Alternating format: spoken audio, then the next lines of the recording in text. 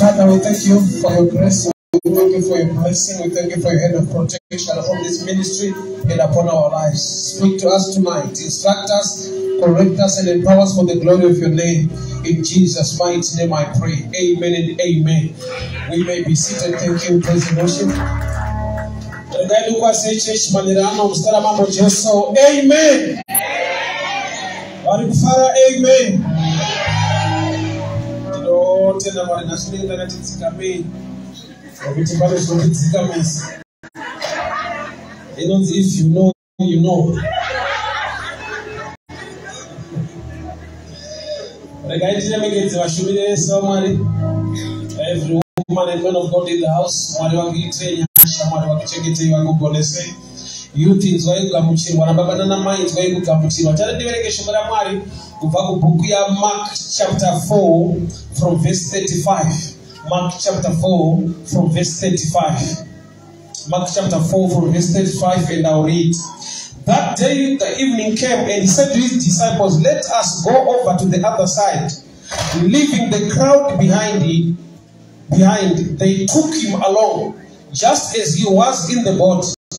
There were also other boats with him. A furious swell came up, and the waves broke over the boat, so that it nearly swamped.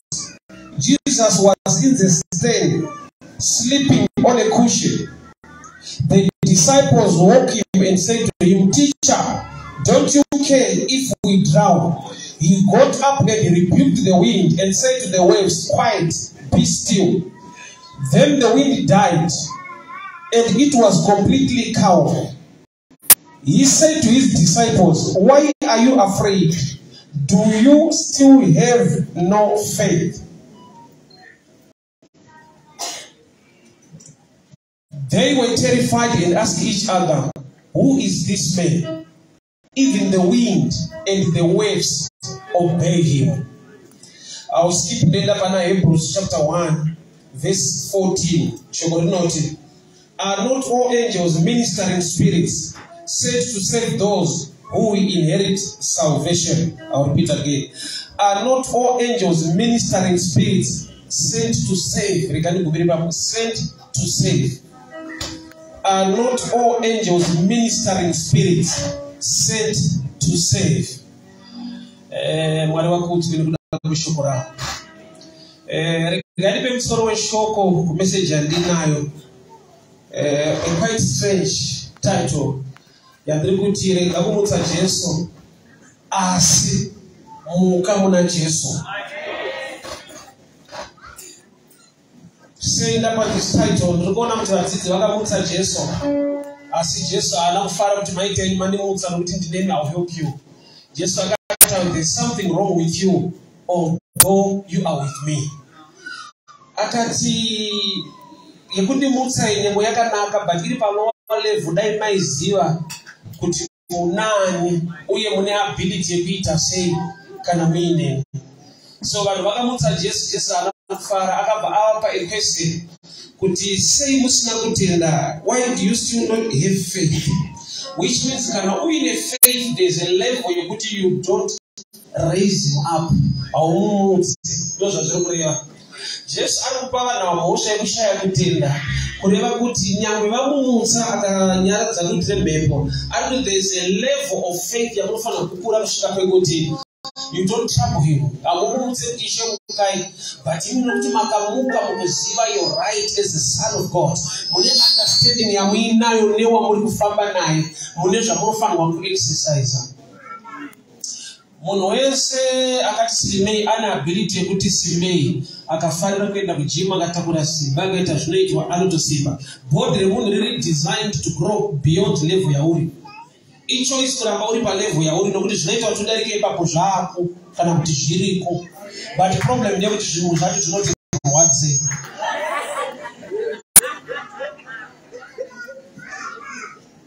you are designed on ability to stretch, but process that is what we so Jesus ani vadzidzi vake vari muboti dutu remhepo varasimuka. Bible rinoti wanga wakarara nechekuzasi in the stain of the body. Vadzidzi ndokubva vaenda kundomuudza kuti Ishe hamuna hanya here kuti tinogona kunyura tikaparara. Iye apedza kusorovha dambudziko unoratidza kuti rimwe dambudziko riripo besides mhepo nezvimwe zvese. Imi mune chamuri kushaya, kwete kuti hamuna inini, muneni, but mune problem yangu mine. Osa hakuna chinopawa chekuti kunyika wakabva wapa Mwari but une problem uinayo. Ari anosolva maproblems. Nokuti vanhu havana Jesu but dutu remhepo parakarise against them. Jesu akabva ava a question kwavari. Why do you still have no faith? Kureva kuti there is a dimension yekuti Jesu unenge uinaye but une zvausiri kuziva kuita. Key inokiniriswa imba. Key haikinure imba. Ndikuedza kuti kudii? You can have the right key, but failing to understand the direction to turn the key can make you sleep outside, while at least having the correct and the right key. Amen. Keyboard inorira, zvatinotamba tichifara zvezve zvinorira, but zvinotodzidziswa munhu kuti zvisvike palevel iyoyo. Nemadiro anoita music ukaenda apo pakuedza kubaya chinokuitira music inokubohwa chinhu icho chichi kana usingagoni chinoita madisco chinoita zvinorwara kusvika waenda kumalessons emudzidzonzi makeys anoitwa so. So makeys egood music aripo, but if you are not well trained apa bude good music. Ichi chine ability yekutipa music inotinakidza tikafara but hazviitwe nemunhu wese wese. Icho chakatodesignwa kuti chiite zvakanaka but chinogona kutoshata. Nokuti aenda pachiri haana kudevelopa skill kuti chiproduce zvakanaka. Kune mumwe munhu akapinda kuna doctor, challenge yake ngesine kuti arusha chekudya ayo. The challenge musystem yake zvokuti waidya zvakanaka. Mamunza shona inoti chidya mafuta chisingakoni. Which means mafuta acho atoripo anosimbisa but type iri kudya haisimbi. Zvoreva kuti maari there is a system iri kutadza kuaccepta zvinhu zvinoshanda. Maari mune a system iri kufaita zvakanaka zvinoshanda kuti zviregere kuitika. So vanhu vari kufamba vari mubhoti vana Jesu wamasimba ose. But there is a level Jesu yaabohikana nayo kuti imimi mune problem nyangwe dutu remhepo radii ringadimbuka ndimusa. There is a dimension, a level yamunofanirwa kuopareta when you understand kuti munani uye kana muine munenge mava anani. Vese vakamugamuchira akavapa simba rekuti vanzi vana vaMwari. But simba rishande rinoshandiswa kuti rikushandire. So yekuziva kuti unaye kana uinaye unenge wavani. I love examples. Kuchikoro kwakaitwa Paris Day. Komana aitirwa every day. Achaka mustawa. Aitirwa every day. Akashandisika munhu. Achitedza kuti mfana uyopolishe kutsiya mukomo. Zvaita mazuva ese. Vanangoshemuka ndikati mafana unoziva here. Handina kuenda simba kumudarika. But ndine angauya kuzondoona paParis Day angati pamberi pangu apa. Ndiye akandiudza kuti kana uineni haujairirwe. Zvekuwega unofanira kuzvinzwisisa so kuti kana uchifamba uneni mati kana language yako unofanira kungochinja. Why? Because uri kuziva wauri kufamba naye. So a believer akaziva type yaMwari waanonamata tinotanga kuchinja language. What a life. Tinotanga kuchinja language. What a life. Life you don't follow what my ways are. Why? Because angels are servants. Ngirozi vatumwa. Kureva kuti iwe une vatumwa vako but vatumwa havaresponde musituation. Vanoresponda kune zvaunotaura iwe uri musituation. Zvokuti maangels akatumwa kubatsira upenyu hwako pane nguva yekuti haakubatsire nyange uri mudambudziko nekuda kwekuti une zvaunotaura zvinotaridza kuti you are not aware. Kune murume akati kuna Elisha munhu waMwari takomberedzwa nehondo tikataparara tingaite sei. Elisha ndobvati Mwari chimudzai jaya iri harisipofuraiona rakatoona hondo ndobva rataura zvariri kuona naturally ndobva ratadza kuona spiritually ndobva ataura mashoko efear ari control nescience asi control knowledge sokuti Elisha akati Mwari chimudzai jaya. Elijah haasi kuramba kuti jaya rinoona but rari level yemaonero apo ndeyekuona nhamo chete nokuti tine protection nefavor yatiinayo yanofanirwa kunge achiona but asati amature yekuona advantage asi mudiki zvekuti anongoona disadvantage.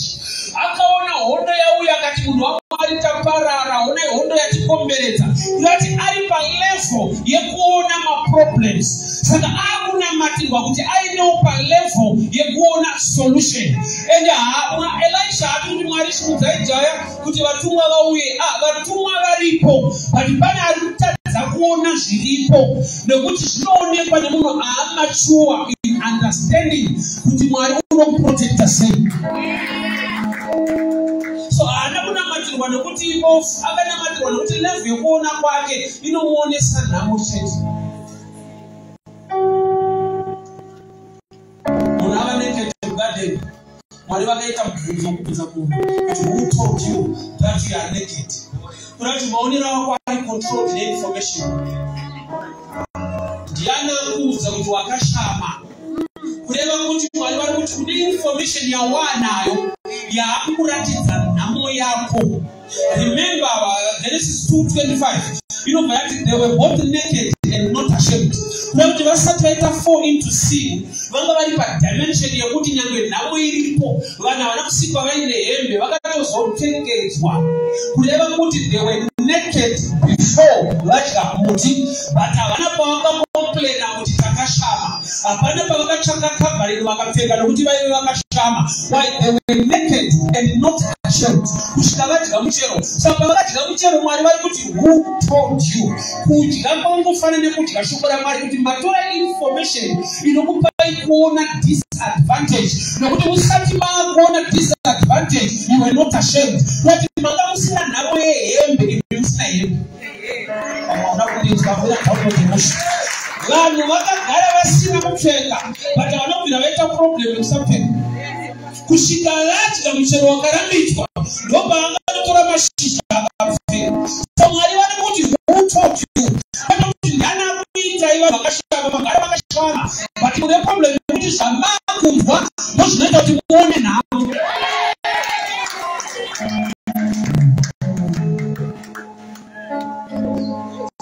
Chechi ndizwe tine sevha yatakaitirwa kana tiri vanhu vakatenga neropa raKristu tiri born again tiri vana vaMwari tine vanonzi vatumwa angels. They are ministering spirits sent to save. The angelic activity haisi nyaya inoti testament events.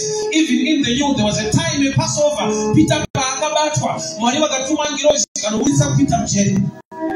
Church yakayanamata concerning Peter but church yakaisiri ready to understand the angelic. That's why Peter paakabuda mjeri akanetseka kunoka pachurch yamunamatira. Get reprison resimbi rakavhurika rega but dore church rakanetsa. Why? Nekuda kwokuti nyangwe vanhu vamature pakunamatira kuti Peter abude.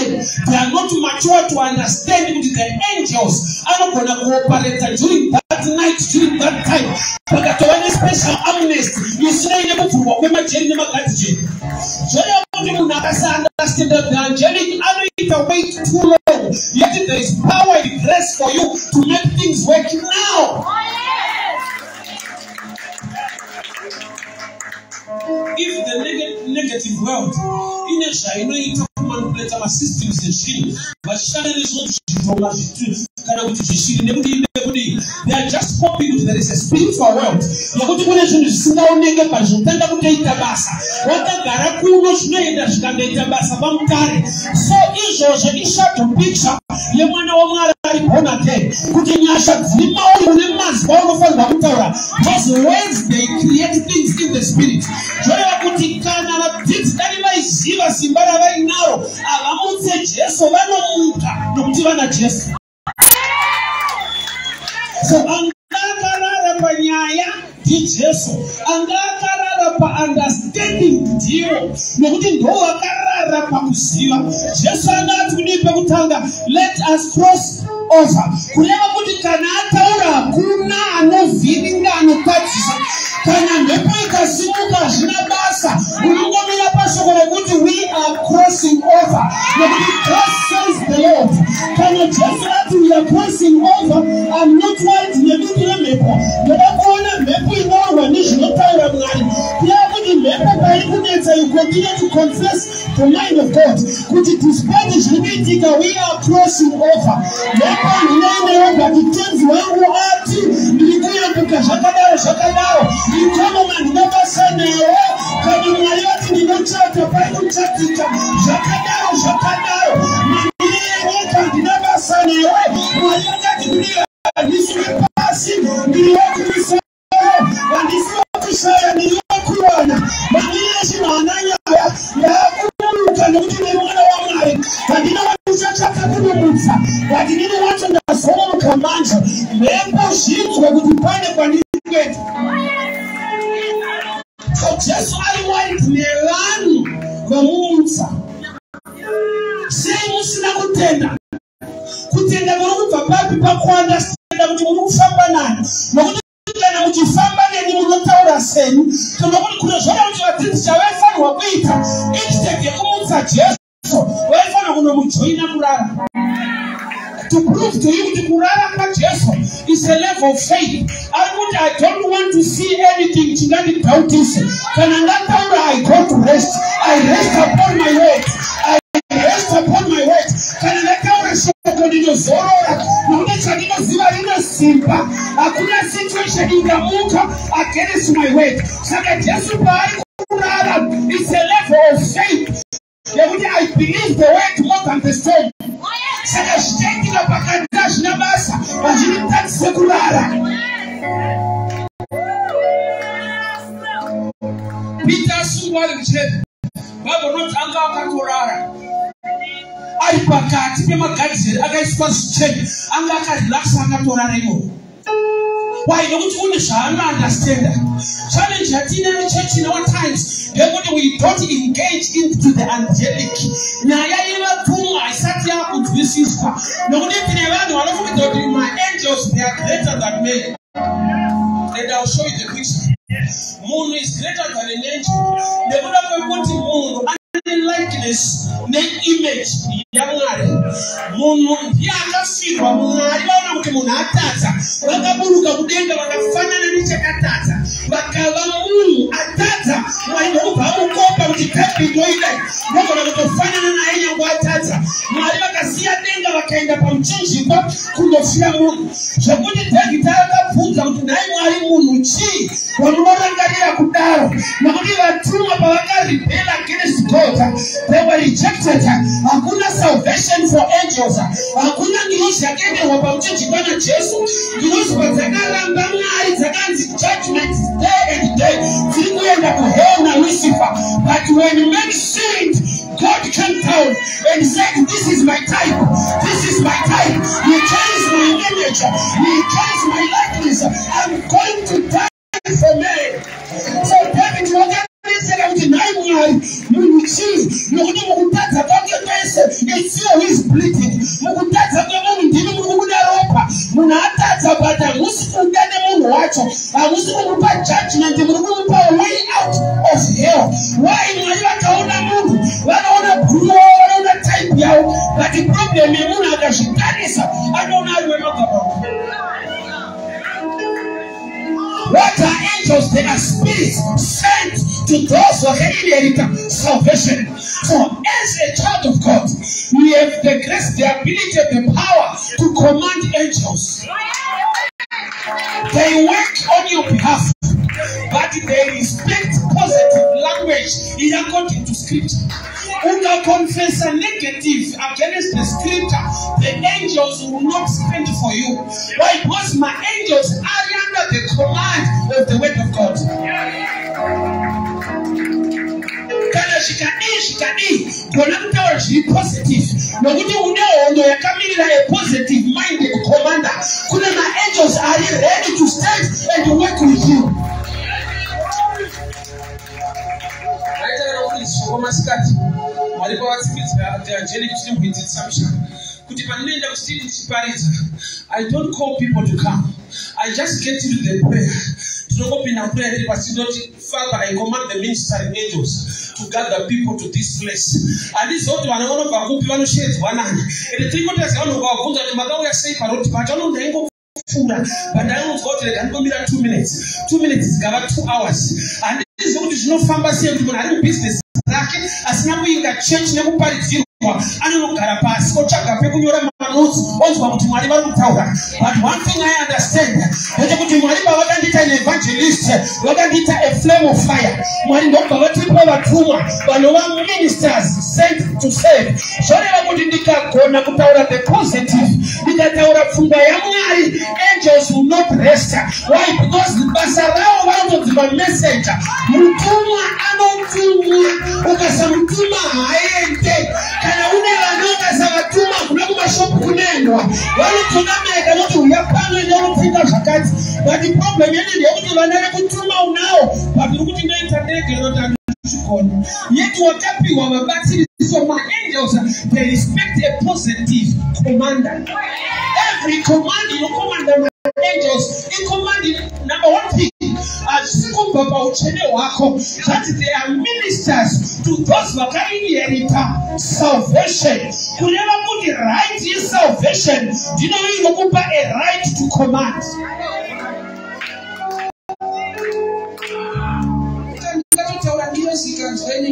Chinoita kuti izwe ivalue yawakapiwa wakatenga mudokora Kristu. Pawakatenda kuti ndiri mwana waMwari wakapinda muoffice yekuti wakapiwa vatumwa vari ready to serve you. But the problem ndeyekuti muoffice imo you are not using your advantage. You have a right as a believer. Unomutsire Jesu muka munaJesu.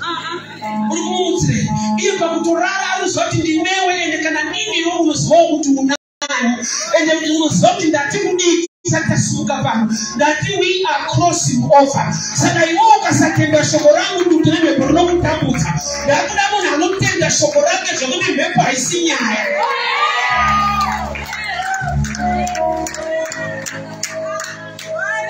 Kuti munaJesu ishakada murimi kuitendere nduye vakuroti vakatotanga kufamba pamusoro pemvura. Peter munhu chaichai hakuna munhu anenetse kufamba pamusoro pemvura. Peter asati agoita mamiracles akadaro but paakati Ishe nditenderei kurati ndipei authority ndipei mvumo ndida kuuya kwamuri. Peter ndokubva abuda mubhoti akatanga Jesu wacho aitofamba kuti apinde mubhoti but Peter ane manyemwe kuti akudombobuda kuno ndiende ikoko. Takuda a believer is so challenging yekuti kana vanhu zvinomo kuti vanoenda uko ndandida kuvaratidza kuti kana Mwari kuti ndobva pano tichienda ikoko. Peter vari kuti allow me nditenderei ndiuyewo ikoko. But Bible rinoti Jesu ndokubva akuti come. Ndokubva atanga kufamba pamusoro pemvura. Izira audzwa ndere kuti come.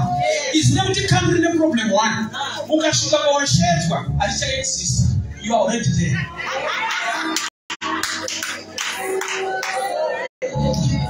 It's so close to me.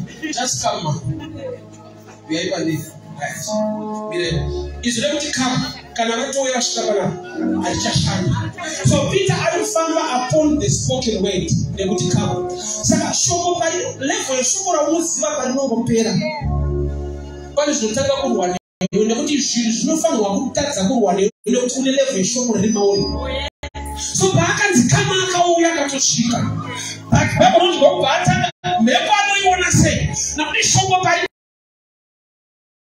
ausisina covering ausisina shoko. Because the word of God is also God. Kuleta asisina Mwari nokuti hana shoko. Nokuti shoko ndiye Mwari. Ndomba akatanga kunyura. To me zvinoratidza kuti akanyura close to Jesus.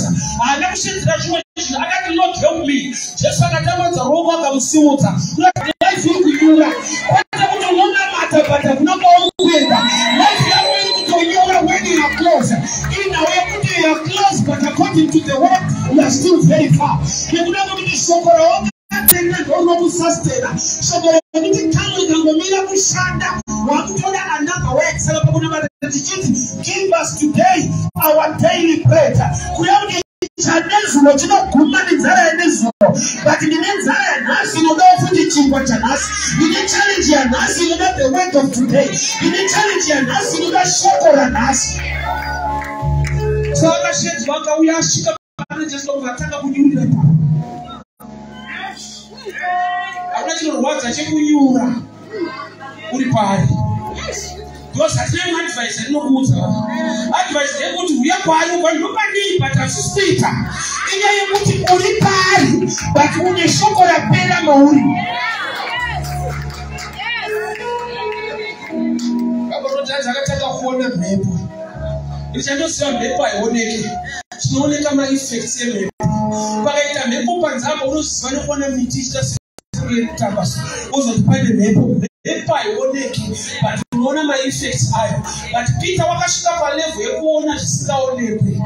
Kureva kuti pane level yekuti kana faith yapera unotanga kuona problem yacho. Nokuti Adam and Eve vakatanga kuona kuti hatina kupfeka, yeti vakagara vasina kupfeka. Havana kuti vakuita wai kuti hatina kupfeka, kusvika dheira vakadya muti wakarambidzwa, ndopa vakaziva kuti hatina kupfeka. Mwari ndokubva vati nyaya hombe, who told you that you are naked? Which means your problem is the kind of information you get. Ukasaziva the angelic, ukasaziva your right as a believer, unoswera uchimutsa vanhu iwe uchifanirwa kumuka nokuti une vatumwa vawinawo vaunofanirwa kuudza uri kumba kwako kuti mari yangu ndinoida mari ngaibatike. Vaunofanirwa kuudza uri mumba mako kuti muno ndiri kuda peace, muno ndiri kuda runyararo, ndiri kuda rudo. Vatumwa vaunofanirwa kukomanda chinoita kuti vamhanye is your right. My rights are as my gifts. No problem in the understanding of my rights equal zero. Pete chipo. Unaswali uti mungu anashanda baliwe kama nyambari simple. Mwezuka bera ane right utabira. Autabira konti diswet utabira mtu mshanda ipa. Kashandiro iwe nyani. Na unatana manager kashanda basi right but kasala inoyeka kwana. Even 1 o'clock time again I continue moving on pin. Since I don't see out in the lunch box. Ukishanda ipapo lunch ikakwana unapenda mkantini usimbe. Why do you shanda pa right yako? So right yako boka kamchira Jesu. Akakupa vatumwa vanonzi ma-servants to those who have inherited salvation. So chinonzi kodzero chikasazivikanwa vanhu vanochitreata se-right. Mark 16:17. You know, if you believe, you cast out devils. I know if you become bishop, pastor, evangelist, or teacher, if you believe, as a believer, you have a right. She said, for a gift, it's your right as a believer. So what kind of passion to understand the rights? And we are going to know the prodigal son. I don't lose a right yake as a son. No, what is sin? Yaka dominate open waki. You can move that you are not worthy. Yet she later to Alemana, I also wound Europa. Saka hii wakakanga na uye ropa ndo vata sana uye character ndo vati musanitore semwana yechita kuti uye mwana handi zvaunoita inyaya kuti wakabereka uye ropa rakabereka kucheti but iye sin ndo panoda Satan kubata mind yemunhu kuti nezvaunoita izvo ungatume angel iwewe haitumwi nezvandinoita inotumwa nezvandakaitirwa ndikatenda. Wakasirwa na Jesu, you have a right as a believer. The devil was another remind your sins, asika remind your benefits, because unesha wakaitirwa nyambo unesha unoita ashitaike zvakakuitira nokudiro parake rinodaika zvaunoita nokudiro rinotaura zvirinani kudarika rabwero. So challenge iripo, people are sin conscious, they are not conscious about their right in Christ. So prodigal son mfumo yake is dangerous. Why? Because akadzoka kumba but haana kudzoka mu relationship, akadzoka mu benefits. Ndosaka achitaiwa kumba kwa baba wangu kune chingwa anakuti kumba kwa baba wangu kuna baba wangu asina basa na baba na ukama da chingwa chiko na mind yake ngokuti matatu rawa naitaka aukodzere rekani kunze paunopinda prayer chiti mwari nekusakodzera kwangu ishe unokodzera chinenge kuti ukodzere zvaakakuitira ukazvitera iwewe iyedzere right hakusi kuwasta bhoda isi right ikodzero shadiri zvanikodzere tese tatingakodzere no fall short of the glory of God but by his grace we have been saved by the blood so I have the right Satani ngaazvizive kuti zvakaitika patikodzero dziripo nokuti ndakatengwa neropa raKristu ndine kodzero dzacho nokuti ndiri mwana waMwari ndakuda kuti uite type prayer inoita kuti Satani afunge kuti ndiye munhu anodherera mazuva eshe nokuti kuti ndine right yandaudzwa I command the ministering angels zvese zvakabvutwa pabasa rangu I command the angels to bring back those things.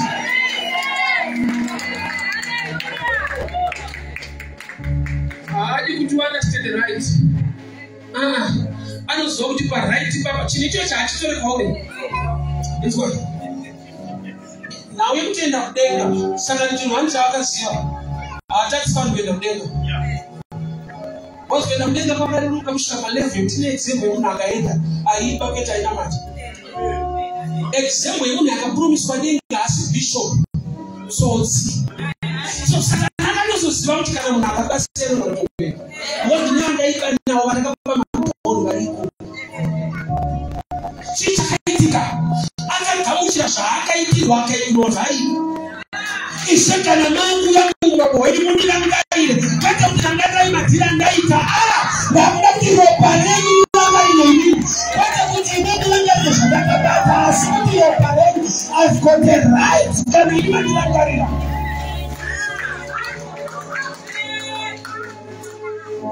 sana nokusvika kuweka kuti nezvinoita munhu uyu anonyatsoziva zvaakaitirwa kwete zvaanoita chinoita kuti munhu ave mwana ane zvaanoita but nekuti akaberekwa so prodigal son mind yake iri still prodigal. He was prodigal in distance paakadzoka pamba he was prodigal in mental.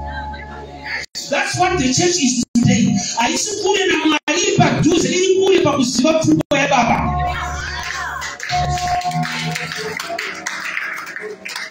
Rega mumutsa Jesu muka nokuti iwe una Jesu. Ziva wawinaye, ziva zvaataura ati we haana kuti I am crossing over.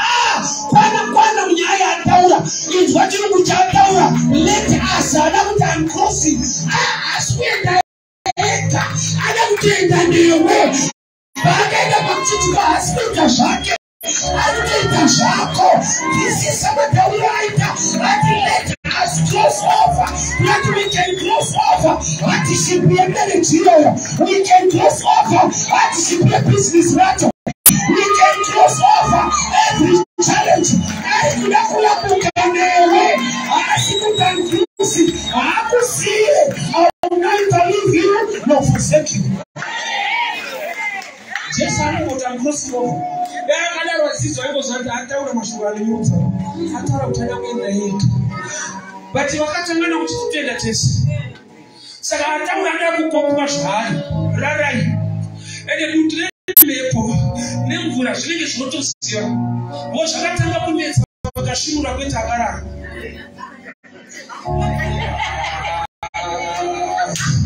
Mepo nemutire mvura. Zvakatanga kuonesa nhamo vakangwara vakashimura akarara zvake automufani vakashimura kuti takufa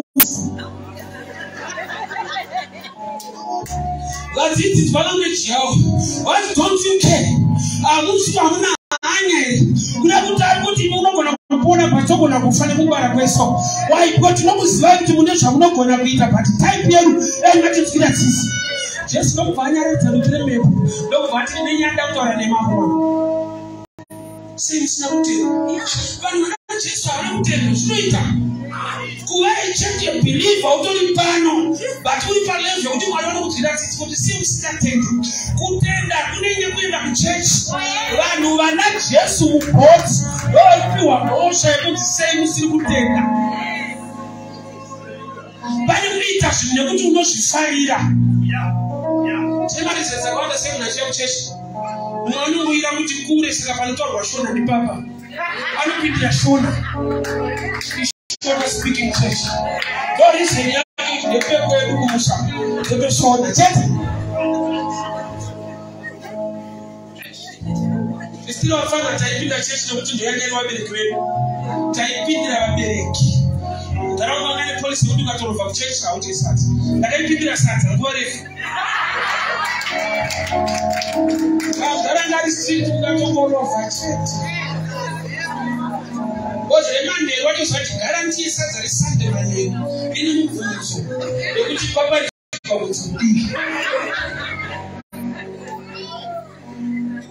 Why you tell us again? We tell us Saturday. We also got to Casataka, but I don't know that message. But listen, the good one night machine, no matter how it's valid. Kubo itao, you know finish what down. Do ya sudi but pana kachesa kukuza kutenda kuli kupi na mwingine but sasa nikuta hutende abuna kutenda shanda taura muneni bado shanda taura mune doubt naso abasutenda the way that taura to cross over bari kutenda shauri ya slobo na kunyura ye cross over ye manguta ura umanso salibano sobuka shishpagati legati kumutse kunde mlepo kunokasika kutaura pane mlepo ya simuka pane amuna anye nekuti tinoparara akuna kuti ishema taura kudara cheme pachina basi vakuta tomumutsa kuti atibatsire but amunga is not help nevanhu vari kumumutsa because apane pekuti unoramba uchiripota kuna baba uchiripota kuna baba they come a time and age yekuti ukapa report baba wacho unobva kuti iwewo ukasadzoka nezvinhu zvawatorerwa ndikukuropa pane namashipiro taitanga bhora richikwesheso sandakasvitirwa bhora rakanaka natete wangu kune vakomana vainibvundira bhora nomanya kumba noti bhora rakuratorwa mondibata hoko toenda kuvakomana ndotorwa bhora but panosvika time yekuti vanga kuti ukasauya nebhora pano unekomiti mudhara arikusapota vanhu vatora bhora gamba kuti pakuda level yekukura yekuzigona kudifenda zvinonzi zvako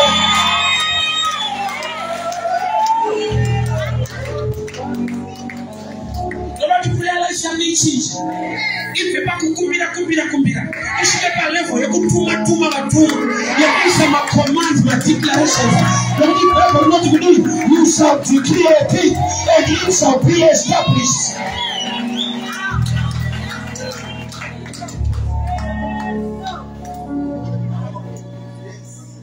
Visikanzwa iyi pandakaisraeri mushongwe varume vanotara nezvavo ndashanda navo vatumwa ivava pane zvandinodeclare mumwoyo mangu ndikadeclare madhamu achirwa because apana madeclarations are very dangerous ekuti ukataura vanhu vachinzwa sovanokunyarira kuti unoshuwa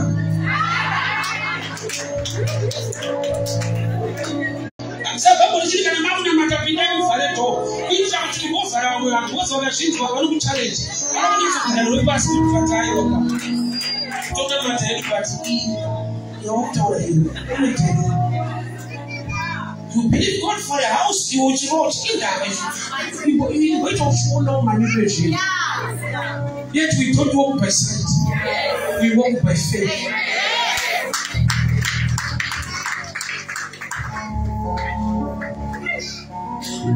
Talking about machine. So that Zika Manda over the tail and that Zik was a Roman human of Shinga. So you don't want to tell about it, I'm okay. I will tell you what to say. But that's what now. Mother made up stairs, so I take out so I can got doing it. You're going to go back to school, you know that. But I say to my God, I'm going to go and take away. That a book that you got to our school. You don't go downstairs, Isikonzika kune murume akasangana naye akananga kudenzinya leo kulipopo province okuvati pamusiwa iwewe. Misi cheka tira zvakanaka. Uvani pamari inokwana zvakanaka.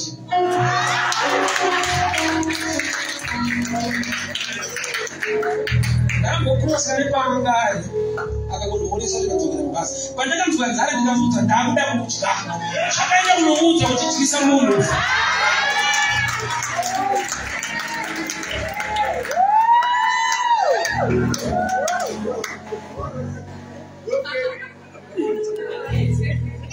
Jesu unonguva yaanobatwa muGetsemani. Otaura kuti munoziva ndine right yekuti daigona kutaura kuna Baba. Vakatipa 10,000 angels. Kuda kuti ndine right yacho that I'm not using for now, but it's my right. It's one thing to say your right, it's another thing to use it. There was a time Paul and Silas were Acts 6:25, what is called jail. But when I tried this, I which is my right, because Paul and a dual citizen. And Roman quest. So I wanted I did not write him grow and Sunday night child, because I'm also a Roman citizen. Problem in the Paul, they will out our right after beating. But I found out that I didn't beat as a row, but I roll over.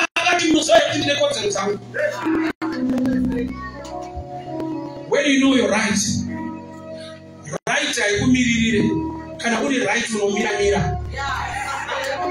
God zero as kumiri, can only God zero mira.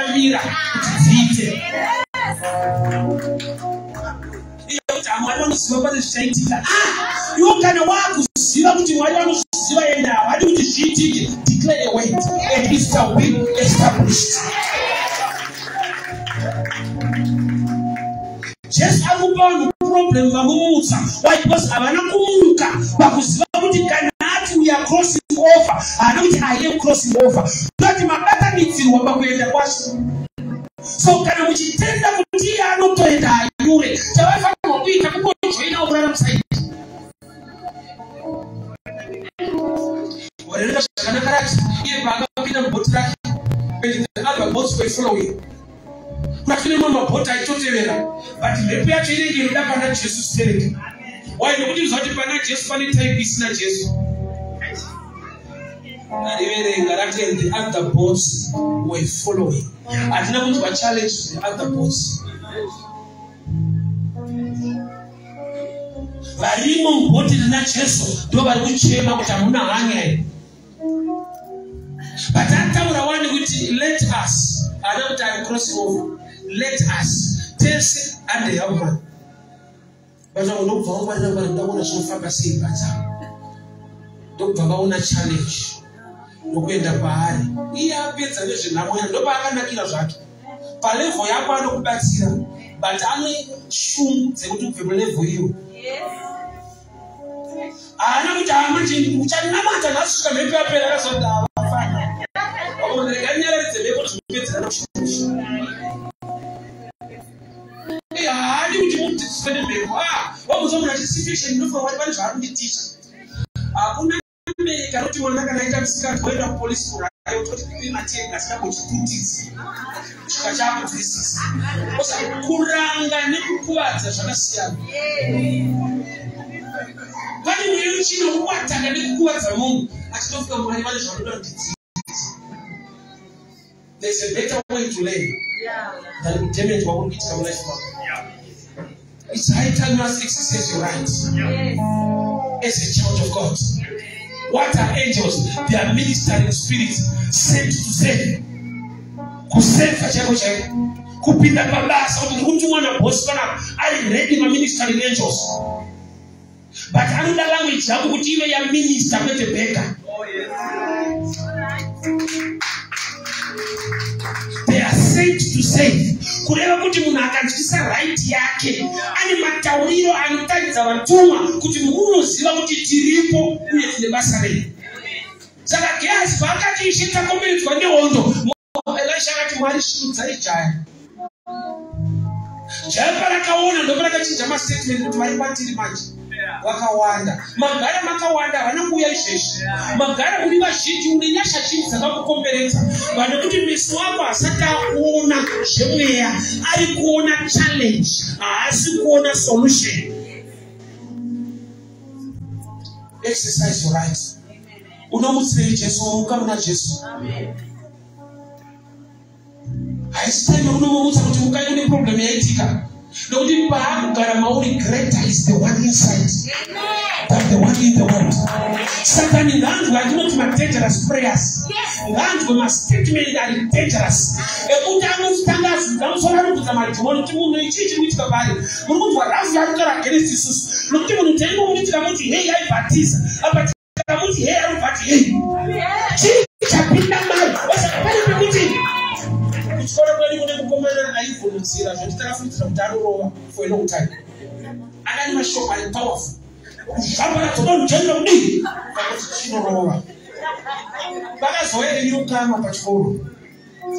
Paakataura malanguage anotara kwatiri mazvesi. Niukama vabvati hakuna unoshambaradzana. Ndobva ndanzwa kuti yatitaurani. Shasha inoroveke.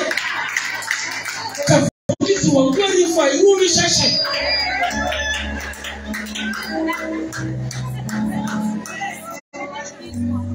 Goliath wakashungurudza vanhu kwete nekurova nemashoko. Because akatanga avabvisa original identity.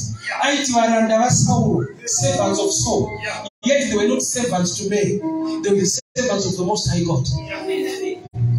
Vakariswa kubva pavana vaMwari kuitwa varanda vaSauro.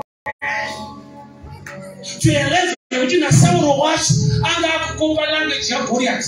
Goliath airisarudza aimurume anorwa neni. That's why pakauya David ari mukomana. So akati kudii? Goliath akuda murume.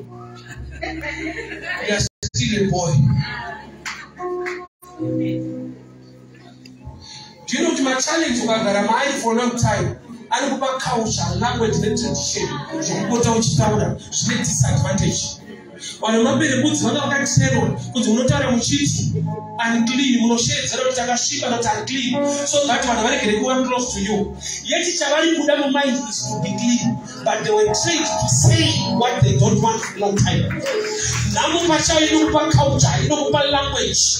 Une mashoko ane mara akataura. Unezitaura mega kuti man is speaking. Even anina makataura ufana kuzvinzwa kuti poverty is now talking.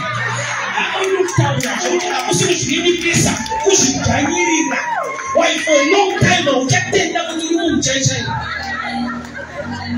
Today the movie tonight is Satan and Darrow, you will watch. And the panic of not to the wind, but Mataulako, they put it in the movie. When you tell the wind, I will show you the sweeter, but it's one language. That's what God will challenge for a long time. And that challenge has become your culture and language. Laini kafama na maya yangu tulipanga tukenda mtibama na mwisho walitawa. Waishi kwa wadi za Zambia rawa ugara basi. Oza sikana nikarari kwa sofa. Oza mama wajita hapana panda right. Basi manu pesi hapa right. Naka sofa. Na amo ino itakunguzi kuhusu nini pisi. Kuhusu hapa mani right. Shakaipa shinaita right ukagara mune shakaipa for a long time. Rima pacharo neta tunasaone, but unakagara mulima kwenguwa refu ani vakuona. Inakuya kumshariki wa kutuma kama mkije ni msina rangi. Nekuchwa kwa mwila pazoga zoga wani bata hogo mpinda niyo. Wachichishi. Unakagara problem yake wanu kawaita wani.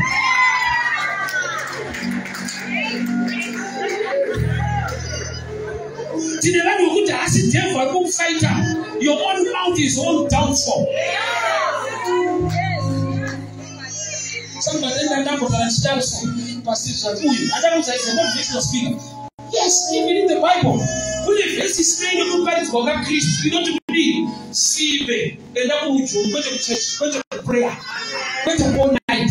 Kwenda kuuchu, kwenda kuoziza natural. Need for the truth to be discussion to obey. See, when that will I see against salvation. In motivation, which you will put on his own name.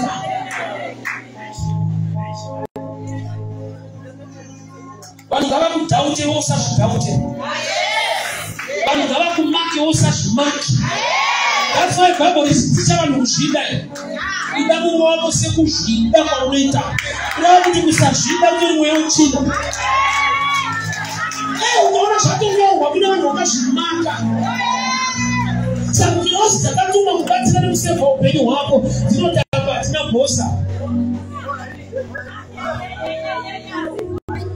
Vatumwa vari meant kutumwa newe vakanzwa matauriro ako vanopedzisa kuti veda kuenda kurifi. Ava vane basa ratinomboita. Haana chiri nani chaanokonfesa, haana chiri positive chaanotaura. Zvese tingaite sei, tinoenda kuti tinozivei ndiani akandibatsira. Apedza kuti ndiani akandibatsira, watanga kuimba Mwari muri mubatsiri wangu. In the confusion kudaro so. Kuchipatara munhu anonamatira hama yake kuti Mwari hama inu ngairuka kunge achinobuda kuchipatara kunzonzi ari sei woti hakuna shuwa.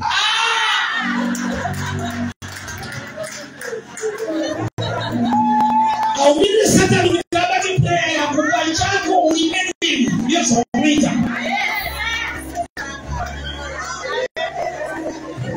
Let me do any step of faith. Yekuti ukapinda prayer Satani anoshamisika kuti ndiye here munhu wanoziva yese wanakatira naye for a long time. Akutaura nekuprofita nekudeclare zvakanaka muupenyu. Ari garden boy, ari house girl, ari kuti Mwari nino vakaimba. Mwari aiwana kupi, ari kunowana kuna Mwari wake. Mwari ngave mari yako. Nokuti shoko roti silver and gold belongs to me.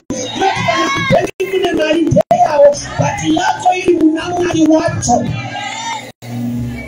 Haungati mind yemunhu yakaprograma kubhiliva kuti mamwe masystem ekuti ndikawana mari ndichatenga zvakati. Saka pese munhu paanoda chinhu anoda mari, haadi chinhu. Anoza in life akuda kunanda mari. Munhu wese anoda mari pane chaanoda kuzoitengesa ndochaanoda iye. Akuda kunanda mari. Tikamukira kuchechi tikazadza mari unongedzera wamvura kuino. Chakiro mabhanzi mari ahwirida ite. Unotoda kuishandisa kwete kuti ndida. Zvaunoda zviri kuseri kwemari yacho.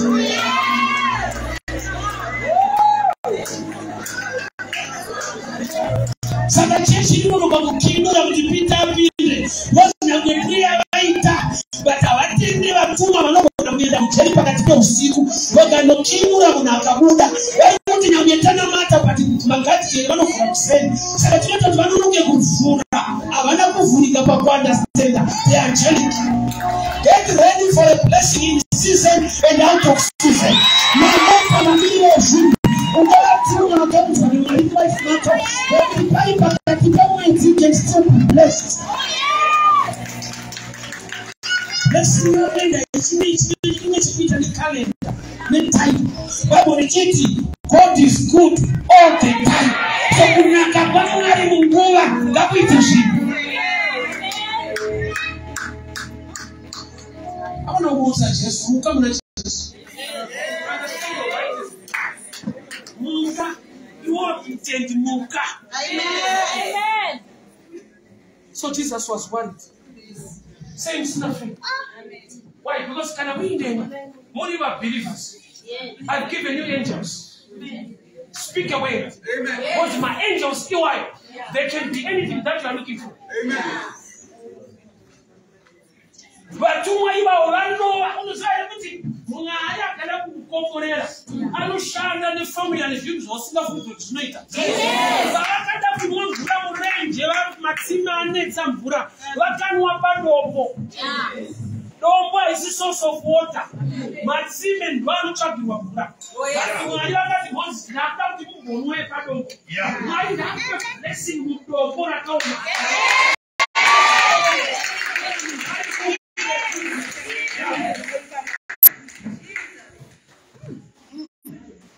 Basarakao makudano zinenge tombo. Iti watiwe nyasha tinokudaika. Kadazo mwapa tombo wanote kushano yaka nikasi. Why would you just shabisa? Basi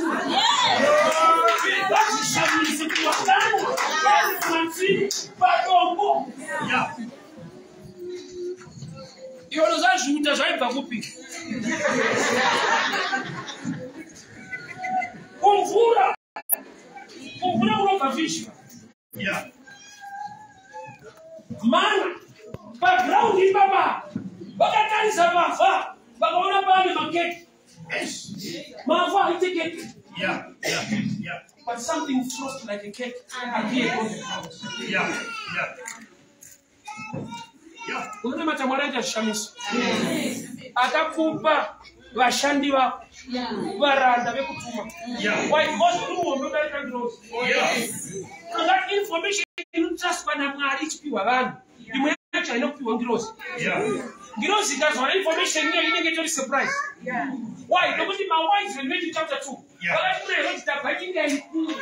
Takaona nyeredzi yamambo abereka 2 years ago. Nyuma ite 2 years. Kuti angel Gabriel paakataura naMary kuti chava nemwana, Mary akatenda pavane pambiri. Yaiva arranged ne9 months. Kuti angel yakazowana news mu9 months dzawanikwa 2 years ago nevawise men. 2 years dzikavashoma hani kuna Isaiah. A prophet wekare ari kuti mhandara ichava nemwana. Uye kuti mhandara isati yako. Angel Gabriel asati azviudzwa kune muprofita munhu anonzi Isaiah akaziva kuti ichaberekwa mwana. Vakashandisa ndaimwari mumuchi. Vanhu yauninayo muna Mwari nyasha dziri pauri nezvawakarongerwa package yeblessing. Hausi kushandisa package iyo. Epo kunonoka kuziva kushandira kwezvinhu kunokuita murombo kwete kuti murombo unokuita. Example ndipedze zvangu. Unozara kuti Adam paakatupa atadzira Mwari. Mwari vakataura kwachimeti mukadzi kuti ndichawedzera marwadzo pakupona ndichagere mukadzi. That's why Adam akazobereka vana kuda mugadheni. Pesa paakasingazivi kuti ane munhu anobereka. Akazvinzwa dhera vaikupwa. Nobakasema kubereka. Nokuto musikana wangu gamba ndaamai. Izvi akatokutanga achinzi umani. Kuzoti izvi zvinoroti mai. Kuda kuti umai hwakazikanwa mupunishment. Punishment yakaitwa vega. But paakapiwa izvi akapiwa mukadzi. Waingotiwo mukadzi. Kuti azokuti izvi zviri kubva pakuti azozoti munhu wandinaye anotobereka. Mwari vari kuti ndichawedzera marwadzo pakupona ndichaudzibiyeni. Anotoita vana pano. Ndosaka vakaberekera kunze kwegadheni. Information yakauya vakubuda.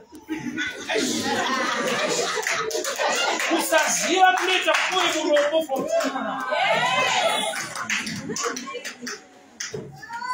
Zimbabwe haina kuita madiamonds manje. Yagara nemadiamonds iwayo. Takanonoka kuziva kuti tinawo. That's why in fact this example in ndakaita 1997. Yatainyora its content. Name any country inside the region in the diamond. Mako yedu waiti kanyora Zimbabwe waichekerwa. Kuti mu life mbarira kumamisa bhuku ne ndinozo.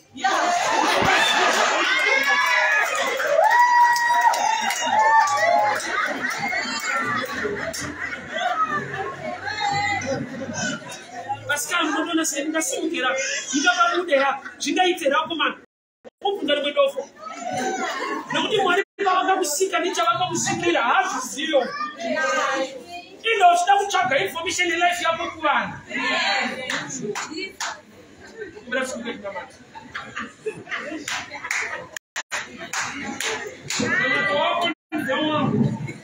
Let's command the ministering angels. Unoziva area yauri in need. You order the angelic to be in jail. You have the right. Don't do anything when you don't Jesu. What are angels? They are ministers sent to save. But I need salvation. You have a right. Wakapi wakukaenda mali yako, recovery, restoration. Command the angels. Wataenda vitu zako. Wakila watuma wakiele iko. Wataenda mali yako, mune wako basarako. Wakakupa mumzenu wako. Wakaenda kukupa utobasa mtere. But kune kuti nyasha dziripo ndinokwanisa kuenda ikoko. Uri pano vatumwa vanosvika nespeed of light. Uri pano vanokumusha bhazi dzinokuti kune zvaakuita.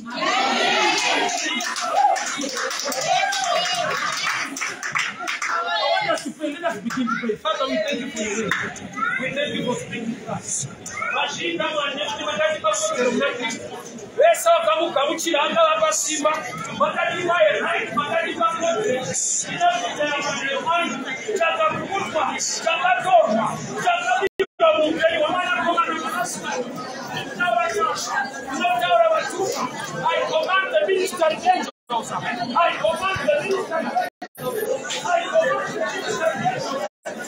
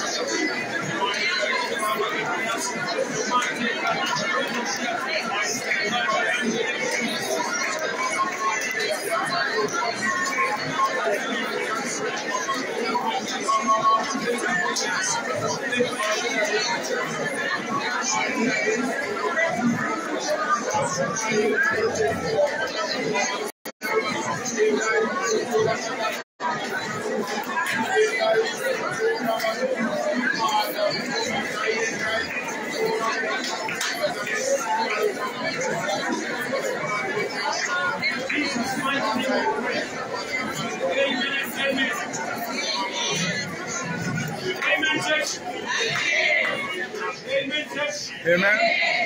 Let me make this declaration in my past. Raise your hand. I want to make this declaration now. Father, in the mighty name of Jesus. Nokuti vatumwa makaunza upenyu hwedu. Nokuti makatuma Jesu. Makatipa Jesu sechipo semwanakomana waYehovha pane mvura zvikaerera. Tikava nekodzero Mwari. Makatisika nemufananidzo wenyu. Shoko renyu rinoti we are gods. And what are angels? They are messengers. Baba ndikunamata nekuda kwavatumwa vamakatuma concerning this ministry. Vatumwa vamakatuma Baba concerning this work, this ministry. Ndikunamata manerano. Messengers of deliverance. Messengers of deliverance. Every challenge, every demonic power tormenting people in this ministry. Baba ndikunamata, I command. I send upon the ministering angels to deliver people tonight. In the mighty name of Jesus. In the mighty name of Jesus. In the mighty name of Jesus.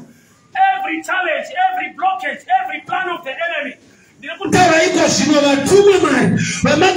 Concerning this ministry, concerning this movement, in the mighty name of Jesus. In the mighty name of Jesus. In the